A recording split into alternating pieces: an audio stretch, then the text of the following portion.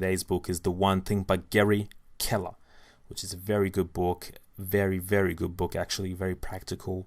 So let's dive right into it. So what exactly is the one thing I'm about to tell you? So hold up. What do you know about dominoes? Did you know that a domino can knock over another domino that is 50% larger than itself? This can keep going on ad infinitum if it's not stopped, if it is in the right conditions. Of course, the reason this happens is because of momentum. The momentum created from the first domino being knocked down. So what you need to do in life is you need to find out what your dominoes are. You need to find out where your first domino is, and you need to hit that shit. You need to smash that first domino and knock over the next few dominoes and build some momentum, and it gets easier and easier. You get more power as you go along. The first domino is your one thing. Now, how do you find your one thing, you might be asking? Well, Gary talks about using the focus question. The focus question is a question that you have to repeatedly ask yourself throughout the day.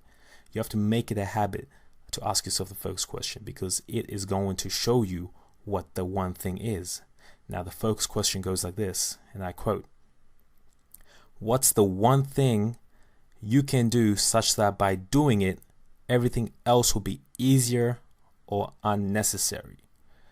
Now, let me repeat that. What is the one thing you can do such that by doing it, everything else will be easier or unnecessary? If you can understand that question, you can understand this book.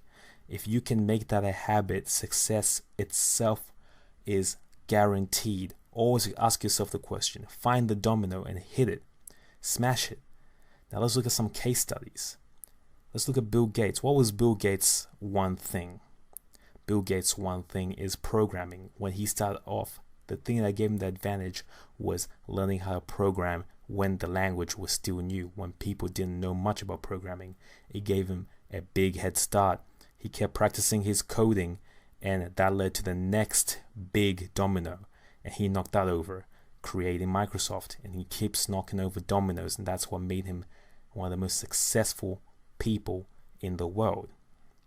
Now, for a more recent example, let's look at a famous YouTuber, PewDiePie, or however you say his name. What is that guy's one thing? Well, that guy's one thing is very simple. YouTube videos. He kept making YouTube videos consistently, all the time. He persevered. He kept putting them out there of him playing those video games. Some people thought it was a stupid idea, but he kept doing it. He kept knocking it, and one thing led to another, and now he's a millionaire. So what is your one thing? Now, a practical way of finding out what your one thing is by looking at other people that have done or are doing what you want to do. Success leaves clues. Don't be a fool and try to figure it all out yourself. We have a whole library of human knowledge out there. If you want to accomplish something, 9 times out of 10, someone would have already done it before you. Figure out what they did. What was their routine? If you want to be like Arnold Schwarzenegger, how often did he train? How did he train? What type of mindset did he have towards training? If you want to be like Serena Williams, how many hours did she practice? What type of weightlifting program does she do? Etc., etc. Find out what your one thing is, and you will be on your path. Alright, so let's jump over to the second biggest insight of the book, which is the 80-20 principle, also known as the Pareto principle. Now, to some of the viewers, I know that we've talked about this ad nauseum, but it is a very important point that comes up in many good books. So let's get into it. Now, the 80-20 principle pretty much says that a minority of your efforts are going to lead to a majority of your results. Now, what does this mean? It means that 20% of your customers usually account for 80% of your profits. 20% of your investments usually account for 80% of your returns. 20% of your habits usually result in 80% of your success. Life is not balanced. Not everything weighs the same. So if you want to be successful, you need to be able to identify the key areas to focus on and to put most of your energy in those areas. Of course, some other things are going to lag behind, but it doesn't matter. The idea of a balanced life is a falsehood. That's something that Gary talks about. There is no such thing as a balanced life. So you need to be able to focus on what matters the most. When you apply for a job, you get a job description. But once you get into that job, you will very quickly realize that not everything is of equal importance. The person who's best able to do the most important things in the job gets a promotion. I've worked with people that were busy putting a lot of effort into the most mundane things all the time, always working really hard, keeping themselves busy, but they never ever advanced in their position because they did not work in the key success indicator areas. They just did everything. If you do everything, you're doing nothing. So you have to be very careful with where you put your time. In my engineering exams, what I would do often was study past papers. And when you study these past papers, you quickly realize that there's a certain amount of topics that are recurring or that have a huge weighing in these exams. If you're able to focus on these areas, a lot of the times you don't even have to study the other material because of the 80-20 rule. You can study the core principles and pass with flying colors. If you're trying to learn a new language, your best course of action will be to learn the most frequently used words in that language. I believe the English language has something like 2.6 million or more words in it, but people don't use all those words. There's only a few words that we use on a day-to-day basis. If you're able to understand those words in any language, you can do very well in speaking that language fluently. And another place where this 80-20 principle comes up in my own life is through these videos I make. I've noticed that most of my views when I share these videos come from Reddit. I used to share a lot of these videos via Facebook, via Instagram, via Pinterest or whatever it's called, and I got barely any views from those avenues. But once I started posting on Reddit, the audience there was a lot more receiving of this. So Reddit is my focus area. So what you need to do is identify what things are most important to guarantee your success, and you disregard the rest. Now Gary talks about going a step deeper into this and using the 80-20 on the 80-20. So kind of doing a double take so that you can go down to your most important priority task, which is your one thing.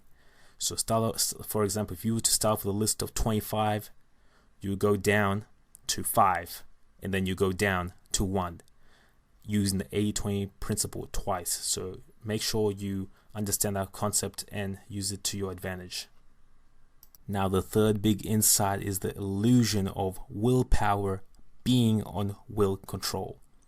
Basically, Gary is explaining how us as humans tend to get in a state of ego depletion. For subscribers, you probably know what ego depletion is. For new subscribers, I'll explain it to you. Ego depletion is when our willpower gets used up throughout the day. It basically is saying that we don't have unlimited willpower, something you probably would have noticed, but that our willpower is a finite resource. As we do difficult things throughout the day, we lose willpower, we use it up.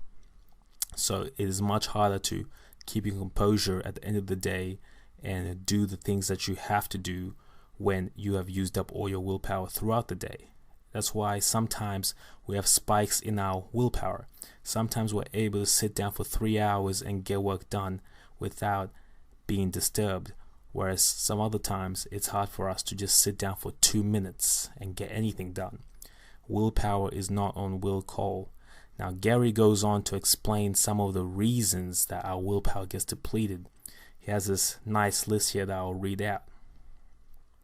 Our willpower gets depleted when we are filtering distractions, resisting temptations, suppressing emotion, restraining aggression, trying to impress others, implementing new behaviors, doing something that we don't enjoy, selecting the long-term over the short term, and of course taking exams and tests.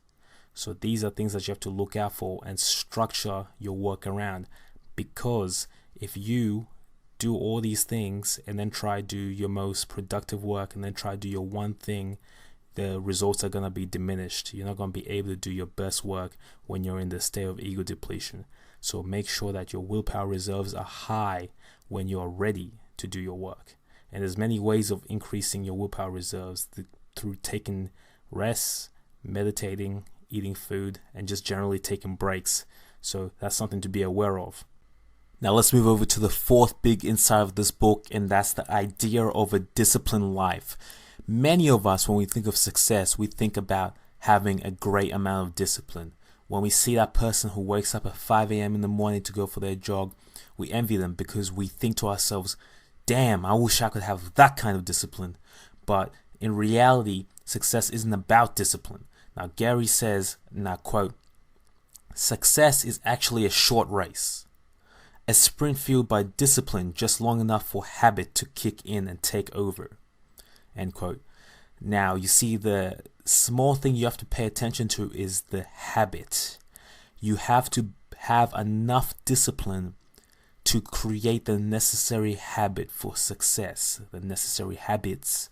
If you can last 66 days creating that habit, which is the average amount of time it takes to create a habit, you will be able to reap extraordinary benefits because everything starts going on autopilot and requires way less willpower.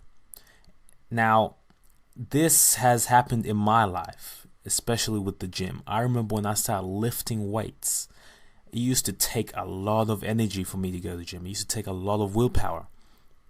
But after 3 months or so, everything started getting automatic. Now it's just habitual. Now it's just a faculty of the subconscious mind. You just do it. You don't think about it. And when you have good habits that you don't think about, that you do with relatively small amounts of willpower, success is inevitable. It's just going to happen. Think about it. All these athletes like Floyd Mayweather, like Serena Williams, like Tiger Woods, they made it a habit to practice. The average person would struggle doing what they do because they don't have the habit. So when you're looking at it from the outside, it looks like these guys have a lot of discipline. The math guru or the math whiz in your high school class made it a habit to study math. Now for us mere mortals that are not as good at math, it looks like that person has a lot of discipline because they're able to do their homework. Well, in reality, they had just enough discipline to initiate the habit. This is very important because it gives you the mindset you need to create habits. If you know that if you can just last for the 66 days or however long it takes to create the habit, you will reap extraordinary benefits. You'll be more inclined to keep at it. Most people don't think about this. They think it's going to be hard forever. So when it's hard for a week or two, they give up. Not you. Just remember that it's going to get easier. Just hold in there. Forget about disciplined life. Just use the right amount of discipline to create the habit and you'll be on your way. All right, guys, the fifth big insight is the insight of time blocking. This pretty much says that we need to guard our time. Time is our most precious asset. We need to set aside 3 to 4 hours per day to work on our craft. This is what we need to do to reach mastery. They say that mastery takes 10,000 hours.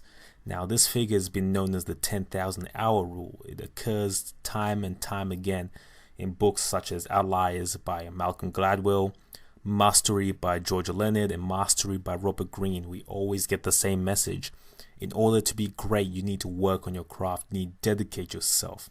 So Gary is recommending we do this for 3 to 4 hours every day. No distractions. We need to find a quiet place where people can't interrupt us, because we're living in an age of immense distractions where people who are able to focus are going to be awarded, as focusing is going to become a rarer and rarer skill.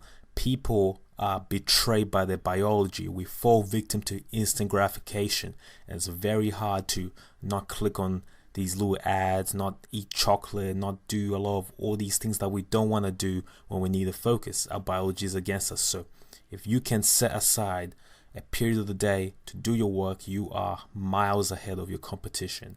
So that is time blocking. Now, another thing that Gary talks about is the fallacy of multitasking. When you look at people's resumes, a lot of people are always boasting about how they're good multitaskers. But if you look at the science, people cannot actually multitask at all. All you can do is switch between two tasks. Your brain cannot operate on two things at the exact same time without losing some efficiency in either one of the activities. If I was doing this audio right now at the same time as perhaps day trading or playing Call of Duty, something will suffer, either the audio or the Call of Duty. You will not be able to work at your optimal level if you're multitasking. So don't multitask. Focus on one thing at a time, one domino at a time. Another thing as well, don't let distractions come into your workspace. Each time you have to deal with the distraction, you have to pause from your work and go back to the distraction, as we said before, because you cannot multitask. But the problem is, when you get back to your work, it's going to take a certain amount of time to reach the level that you were at, the level of efficiency that you were at in performing it. So if you're doing things with distractions, something that's supposed to take you maybe an hour can end up taking you 2 hours. Something that's supposed to take you 2 hours can take you 3 hours and a half. It just keeps on going on, and it's a big waste of time. So don't multitask. Don't let yourself get distracted. Set periods of time on your calendar where you dedicate time to your craft so that you can truly become great